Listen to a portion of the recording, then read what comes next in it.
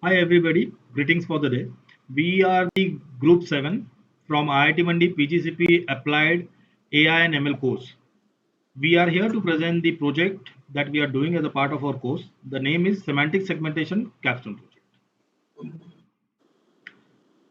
The agenda of the further presentation to the audience is topic introduction, problem statement, problem discussion and motivation, existing and related work, and what is our approach. So let's start with the main point. What is semantic segmentation? Let's break this phase into 2 points. What is segmentation? Segmentation is nothing but identifying group of records that are similar to each other. And what is image segmentation? It refers to a separation of the object of interest from its background. So semantic segmentation, in a simple language, it can be defined as the process of linking each pixel in an image to a class label which it refers to. For example, let's look at the image over here. In this particular image, what are the different class? We have different animal. We have two dog, a cat, a chair, a Christmas tree. There's a pillow. So these are the few of the objects which are visible in this picture. If we define object only as a dog and a cat, this will be an output of our entire network. This will be a segmentation output of the entire network.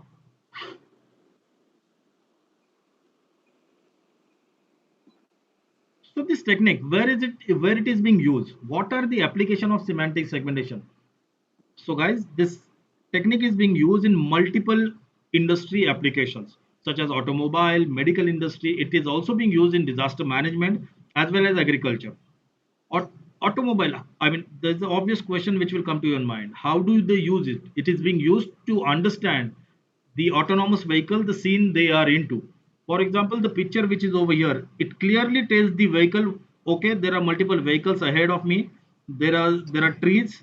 This is the road. If you come to the medical application, for a medical application, it helps you to understand the focused area where a doctor has to focus, and instead of focusing on the irrelevant region in a picture. For example, in the simple x-ray of a mouse of all the teeth, this clearly tells you the position of teeth rather than removing the focus from the irrelevant region in this entire pic. Where it will be used? It will be used in case of you are being treated by a doctor sitting at a remote location from you. Just send across the image. It will help him to identify the problem. It will give you the proper solution. Same way, where you can use the automobile, I mean, this is the widely used application. One is fully aware there are autonomous vehicles which are already being tested and already being used in the world right now. Let's come to the one of the niche application of semantic segmentation, that is disaster management. So the obvious question, how will you use it? Simple. You need to have the before and after images, satellite images, use the semantic segmentation and understand what is the extent of damage. It is there. It will help the authority to decide and plan their cleanup as well as the relief activities. And one of the niche application that we would like to discuss is the agriculture. So in case of agriculture, semantic segmentation is being used for aerial crop monitoring. Also, you can use it to identify what is the farm and cultivating land which is available with you, which will help the authorities to take a decision or to take any further decisions for farming.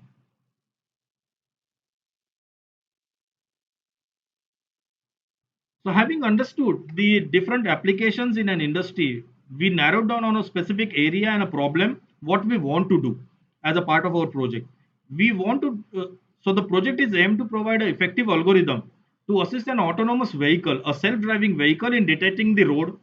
Once you detect the road, it should be able to detect the lane. Once you detect the lane, it should be able to detect the objects in front of it and and understand the position of those objects. That is the overall problem statement we are trying to attempt and solve it. We are trying to solve that problem statement using a GAN network.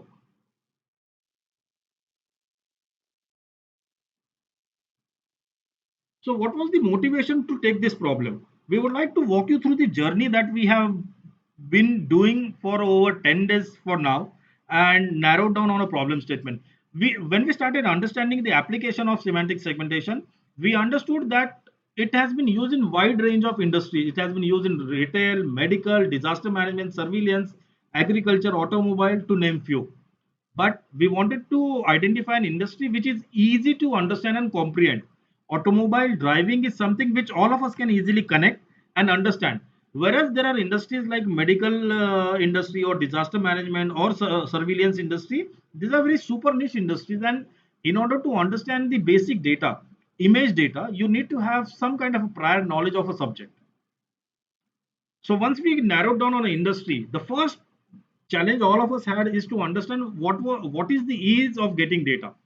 Also, that data should be easy to comprehend, understand, and we should not be knowing we should not be needing any special knowledge to understand the ground truth. Also, there should be sufficient data available in the public domain so that we can use it. Third point that we try to analyze for all our problem statement definition is this: what is the status of current research. We went through a good amount of literature survey where we found that at present there are ample amount of research has been done into this autonomous, or you can call it as a self-driving vehicle, using CNN network, RNN network, LSTM, UNet, residual network. However, these networks have been used multiple times on a multiple data set, and they have been giving a good results over year.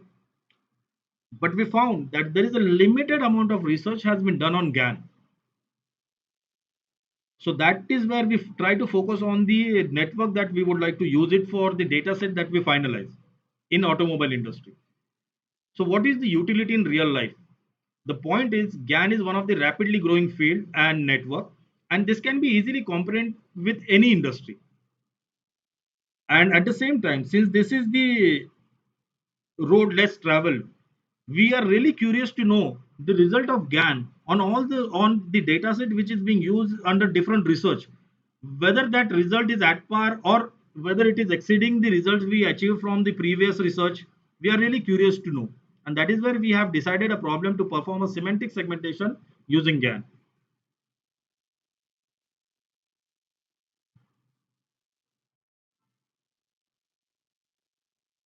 I request my friend Raki to take over this part. Thank you. Thank you, ma'am. So we reviewed a lot of papers in order to understand what should be the appropriate approach. How are the people doing latest? Which algorithms are being used in the latest research? So out of so many papers, we chose 7 important paper, and out of that, 3 will be our main paper to understand the thing. So I will start with the basic. Initially, as my colleague explained, that initially artificial neural network was being used for this image processing. Then we moved towards convolution neural network, which gave us an advantage that we can do edge detection, and the image processing changed forever from that point. And as we moved towards the more computing power, we improved convolution neural network with further network like RNN, LSTM, then ResNet, autoencoder, and now we are having super powerful algorithms like GAN. So while we were doing literature survey, initially we saw that most of the semantic analysis has been done using ResNet or autoencoder decoder algorithms, and they are doing very good because in comparison to CNN, where we try to capture all the features in one flow, autoencoder gives us a benefit of understanding the features and applying those features to the next part. So that way, we get a better understanding of our image, and the object detection is much better. So performance is much better. But we can improve it further with the help of GAN. So there are 3 papers which are basically based on GAN. In all 3, they have used dual architecture, where GAN was used with with the basic architecture in order to understand the object. So in first step, we understand the objects, whatever are there in the image, and we pass this object identified matrix or information to the GAN so that GAN can generate the false images which are similar to the applied input, and then the learning is much better in comparison to the autoencoder and previous algorithms. So that will be our base approach. We are going to apply this GAN on a data set where autoencoder was used previously, and we'll try to prove the fact that GAN work much better in comparison to the other algorithms. So that is all from our side from the literature survey. We have given a detail of these 7 papers in the annexure part, so feel free to check that.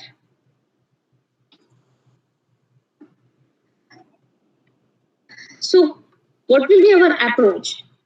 So in any data science project, especially in image processing project, the data set is the most important part, because we need a data set which can be used to solve the respective problem, plus the training part, because if we are not able to train the algorithm, then it will not be able to give the results. So annotations are very important in the data set.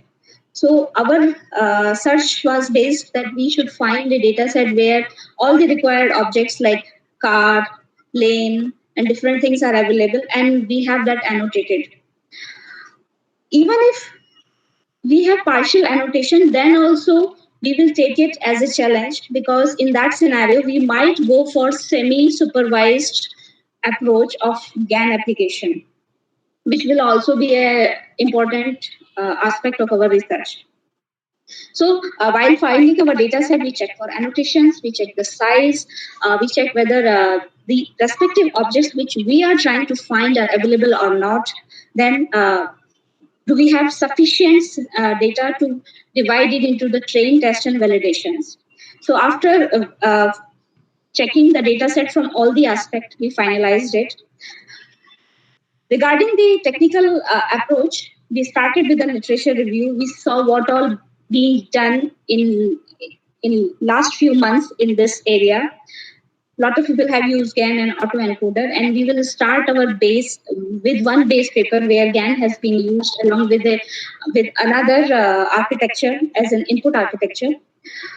Once this is done, we will try to write a base GAN architecture, which will be implemented on our data set to see what is the performance with vanilla GAN implementation. Once that is done, we will start improving our code by doing certain hyperparameter tuning, certain architecture modification like changing the filter size, modifying these layers. And once that has been done, once we reach the final model, we will start doing testing and validation, and then we will reach the final results. So I now I hand over to my colleague to explain further the data sets and the responsibilities. Thank you. Thank you. So who we are? So we are a team of 7 people, and we have distributed this entire work into 8 different tasks, starting from problem statement, the overall documentation, literature review, database identification, code modification, training and validation, and results and learning. Although we have mentioned that the individuals are responsible for this particular task, the entire team will be involved in learning the overall project execution and understanding the code, dataset, the technical part of the project, and not restricted to the tasks which are assigned to them. So the first and foremost question, what are the possible data set?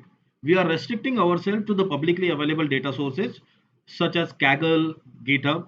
These are the few data sets we have already identified, such as Massachusetts roads dataset, Kitty dataset, CitySpace, New York roads dataset, PandaSet dataset, Mass Government, Camvid, to name few. Like for Massachusetts road dataset, it's basically an image of city roads with all the possible objects like traffic signal, road signal, pedestrian, road signs. Also, CitySpace is a dataset of the images from a European country with all the possible objects including human. Let me show you the possible dataset that we are looking into.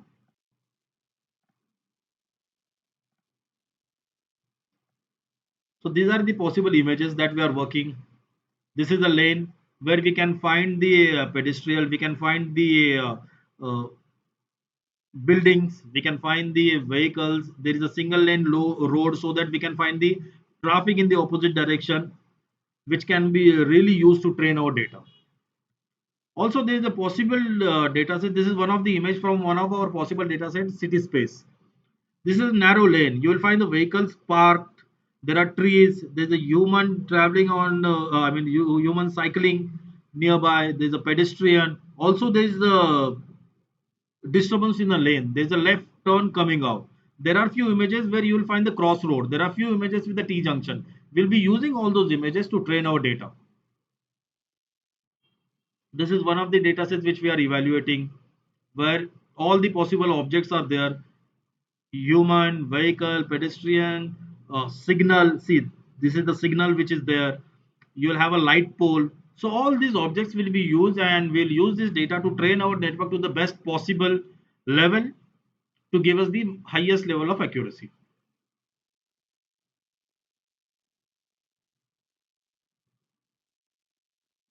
Thank you for listening to our video. The next few slides we will just detail out about, we'll read about the detailing that we have done during the literature review. Obviously, you can go through it. Uh, yeah, so these are the main papers which we have read and understood in order to decide our approach. We started with the autoencoder papers where the autoencoder and RNN based LSTM based approach was used, and they got a high accuracy of 80 to 90% range. Then we picked the papers where GAN was used. Uh, Obviously, GAN is a much more powerful algorithm, but there are certain limitations of using GAN in some aspect. So the idea of this project is to validate whether GAN can still work with our over this data set also, and can it outperform the ResNet and autoencoder type of algorithm. And we will also try to identify if there is any limitation we see with the GAN in some aspects. Yes, Raki. Thanks a lot. So let me just quickly take our viewers through the other slide, which they can read as per their ability. Yeah. The good thing about these papers is they have been all done, especially the GAN paper. They all are in 3 different data sets, and all 3 have been also used with autoencoder and the rest of the type of algorithms.